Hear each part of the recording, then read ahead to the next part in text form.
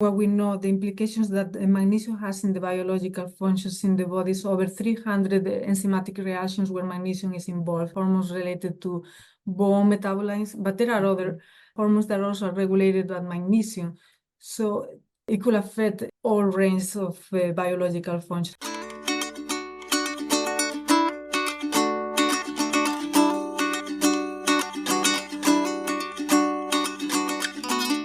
Well, welcome back, everyone, to the Dairy Science Digest. This is a podcast designed to bring the Journal of Dairy Science straight to the ears of dairy producers. I'm Reagan Bluel from the University of Missouri Dairy Team, and our guest today is Noelia Silva from UC Davis, and we're talking today about the importance of magnesium in your dairy ration.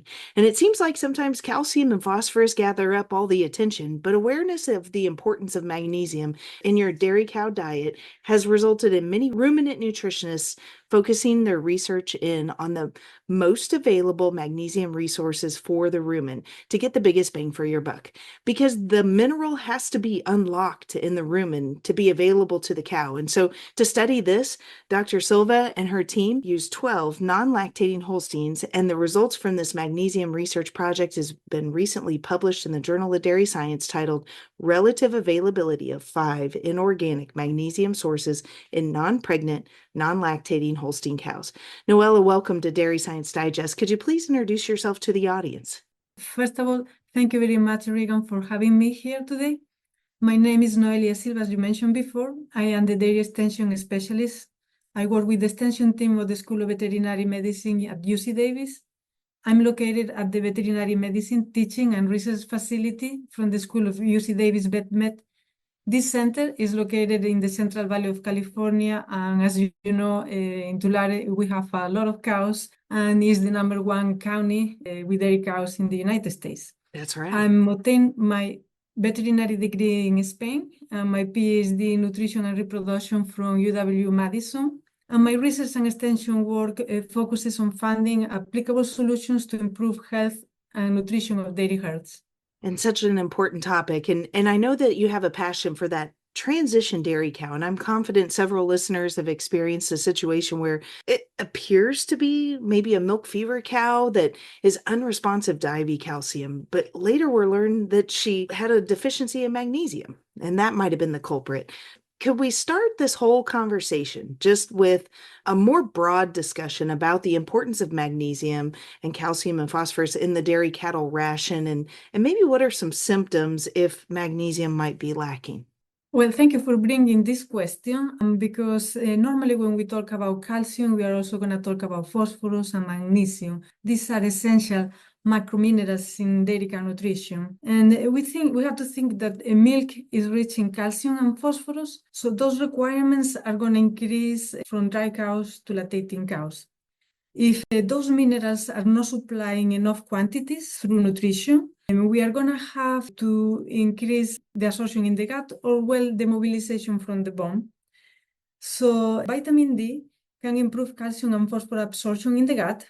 And that will be one mechanism that we can help the cow to reach the requirements when we are going from dry cow to a transition lactating cow. Another mechanism to increase calcium and phosphorus in the blood is through bone mobilization, and this process is regulated by the parathyroid hormone, PTH.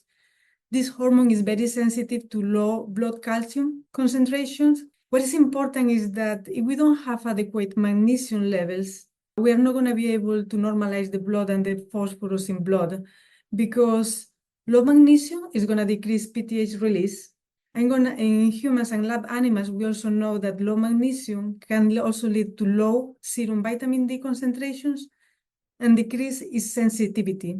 Can we talk about that just a little bit more and kind of just repeat that a little bit? So you're saying if she is deficient in magnesium, then that means that the parathyroid cannot stimulate the calcium releases. Did I understand that right? Not fully, yes. Okay. It's not going to be fully functional. We might decrease its sensitivity and the release. It's not that we are going to totally block the release and efficacy, but we are going to decrease the performance of this hormone, just to keep it simple.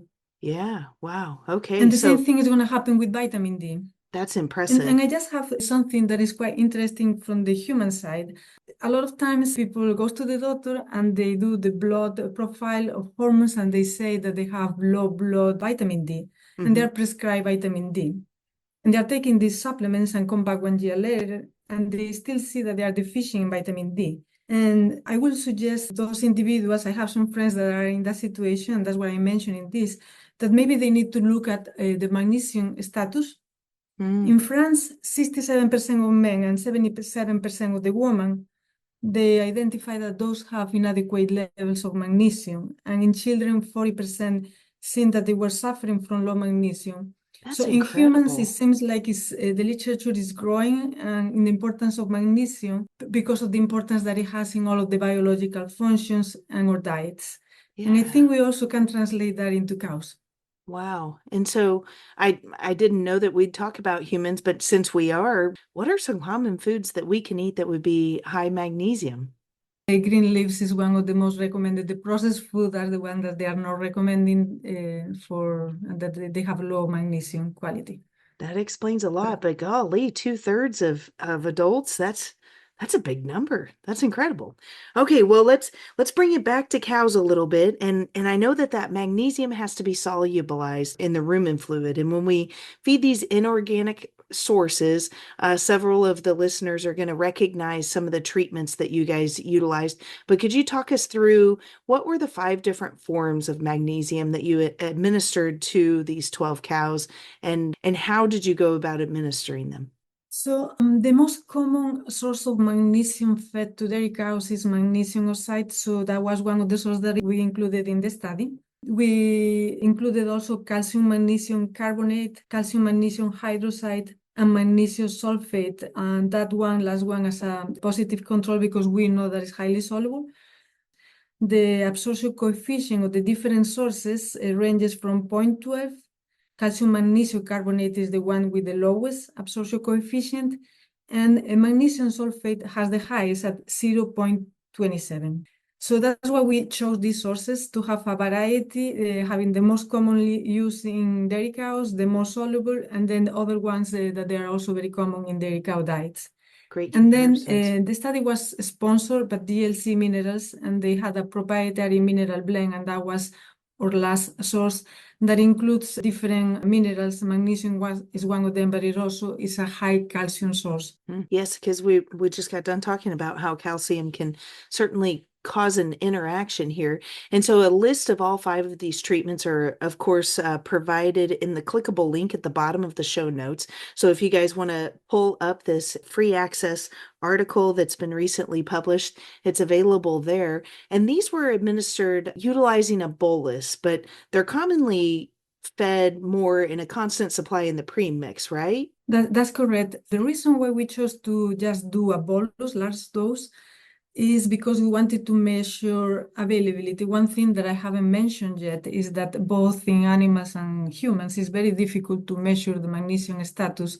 And so in cows, we could use isotopes and trace the magnesium, but this is quite expensive and it has a lot of logistics involved. But additionally, what we can do is measure how much magnesium is excreted. So if we supplement a lot of magnesium, the kidney is going to excrete a lot of magnesium. So that's how we can measure the absorption. And that's why we just provide the cow with a very large dose and measure the urine in those cows, magnesium concentration in urine in those cows. Some of my favorite part of doing this podcast is just educating myself, right? I love being a student of dairy science, and despite being a ruminant nutritionist by training, I learned so much going through your introduction and discussion about how magnesium is absorbed in those renal tissues or the kidney tissues. And so when that renal tissue just can't absorb anymore, that's when you start to see it spill out into the urine. And so you guys analyzed the urine to see the concentration of magnesium there, but what other fluids did you analyze to make sure that you captured all of the magnesium? So the number one measurement is the urine. We also did as a secondary measurement the blood, and evaluate the blood concentration of the different minerals, calcium and magnesium are the minerals that we are presenting in the study. We also did a solubility in vitro because we are doing here in this study is the availability in vivo using animals, but this is quite expensive. So it will be more affordable to do in a daily basis just by measuring the in vitro on a lab, the solubility. For that, what we did is use the samples that we had, we put those in a container with a continuous pH of 6, and we evaluated the solubility at the end of the magnesium at 1 and 24 hours. And those results can be found on the manuscript also. And I'm mentioning this because looking at the solubility of the sources without even going in the in vivo study, we already can see that some sources are better than others. Yeah, there were big differences, guys. If you are out there wondering, so the pH of 6, I think, is going to be closest to the rumen, and all of those results are published on table 3, and there is a sizable difference. And so I think when you guys selected your different magnesium sources, you were wise in getting the popular ones, even though they may not be the most digestible. So let's continue on. So what did you find? What were some of the results that you found there in the urine and the blood in magnesium availability? Reagan, before we move on forward, I just want to mention something else about Sure the thing. solubility.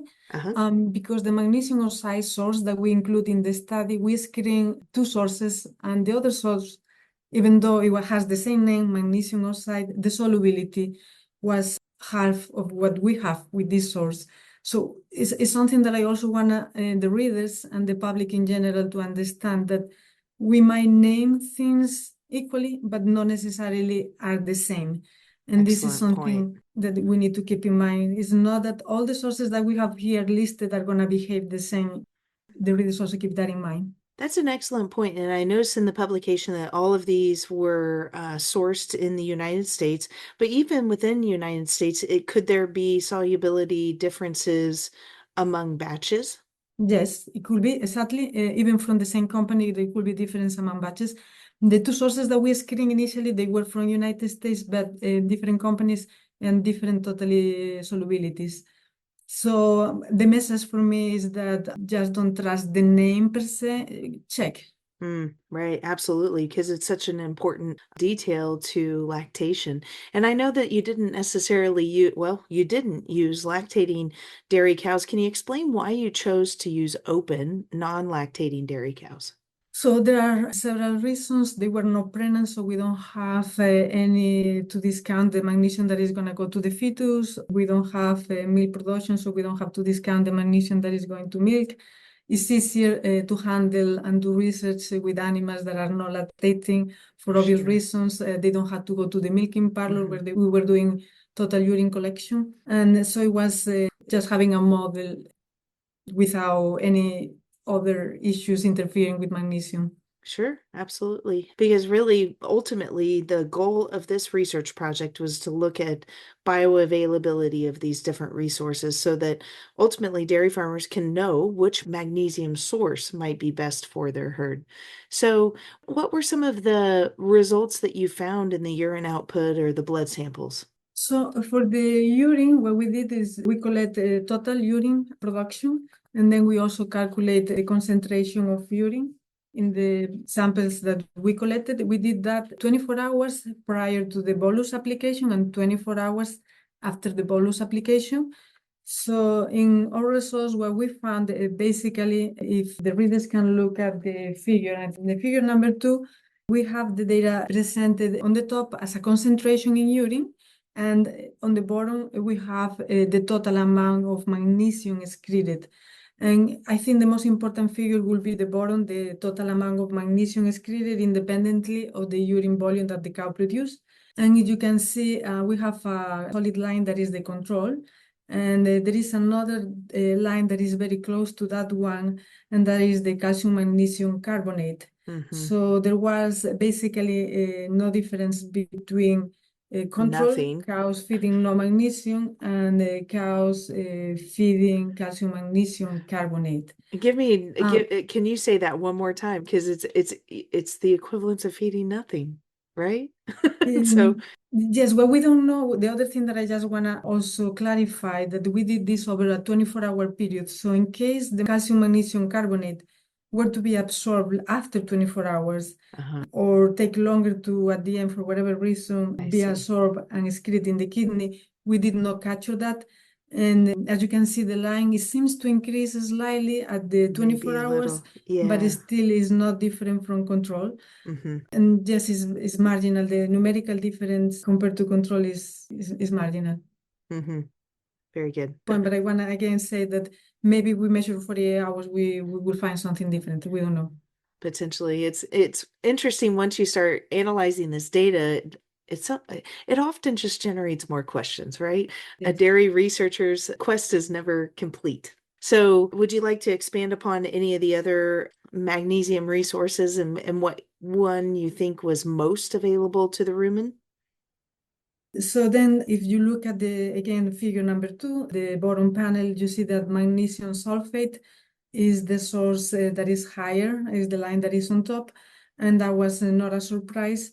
There are not obvious difference on the other 4 sources.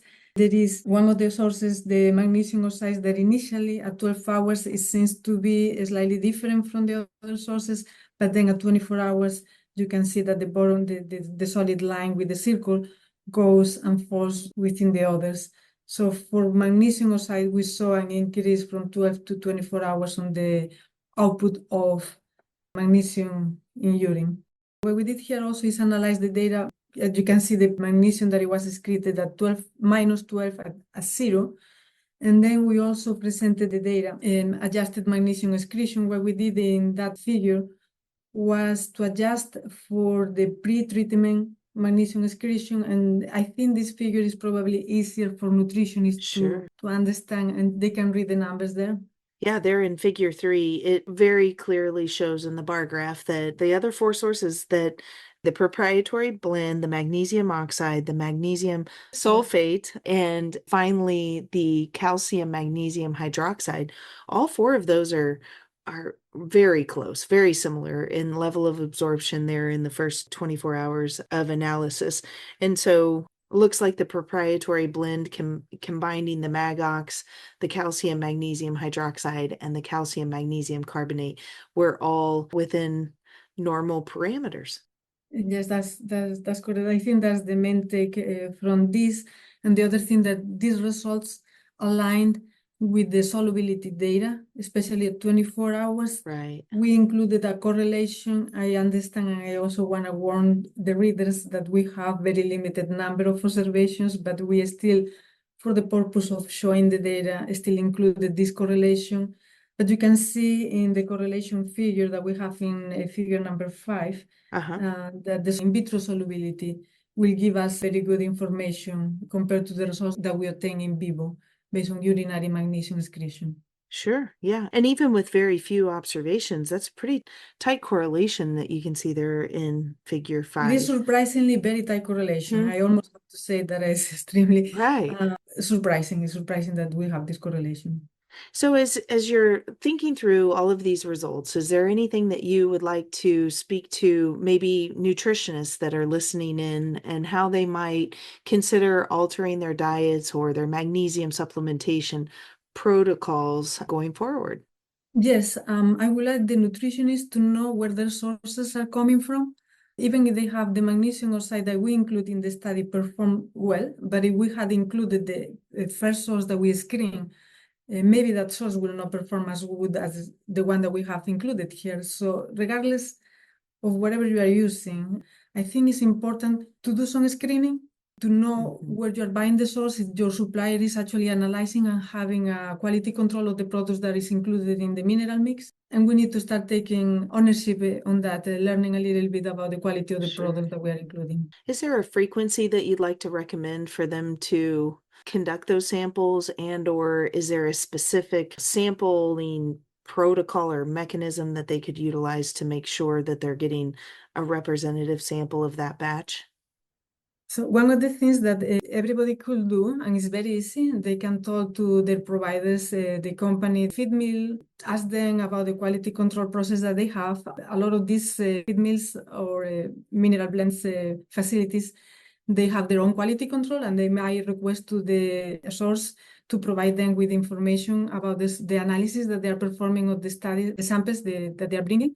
If they don't have those, and if the source that you are buying from does not have a quality control of the products that they are buying, I think that will raise some flags and probably it's worth Sure. then to take some samples for analysis. Good. Yeah, absolutely. Well, that sounds easy enough. And so just asking the question might create a solution. So, The other thing, if they have the samples available, because sometimes they are mixed and they cannot just remove magnesium source from the mineral mix, but if they have original source of magnesium through their feed mill or a mineral provider, we'll do also a quick field test that Dr. Jessicov has promoted, and is the vinegar test, where basically you can screen the bad sources, because if they're not soluble in low pH, you cannot expect them to be soluble at pH 6, that it will be the rooming pH. sure, So that with makes that, sense. it will help you to identify the bad sources.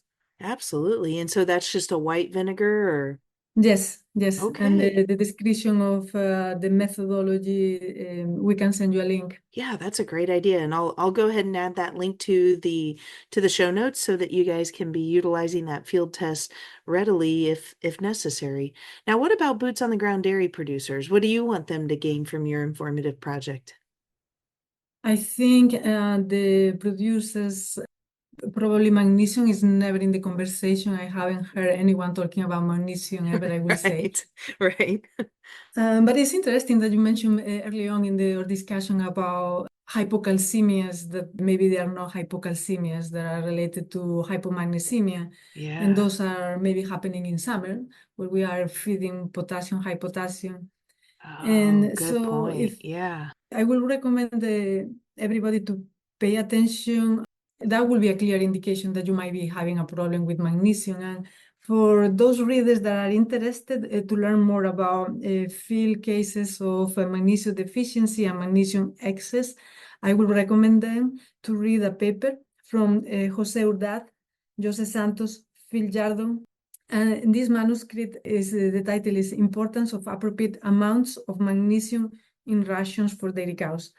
And they describe clinical cases here in the Central Valley in California, where cows were fed magnesium in excess and having diarrhea issues, and in other cases where cows were fed adequate amounts, considered adequate amounts of magnesium, but interference in the diet, and maybe also the problems with the absorption, because you might have the adequate levels in the diet, but the absorption is not there, so it doesn't reach the cow at the end. Right. So that's a really nice, interesting read, because one of the factors that they suspected it could be magnesium, it was these summer hypocalcemias. Okay. Yeah. You don't necessarily think about magnesium when you're starting to have issues in your herd. And so it's certainly one to rule out. And maybe if you'll provide me with that link, I'll add it to the show notes and guys can be searching through that on what some other clinical symptoms might look like so that they can have their eyes peeled for that. What are there any others outside of the summer hypocalcemia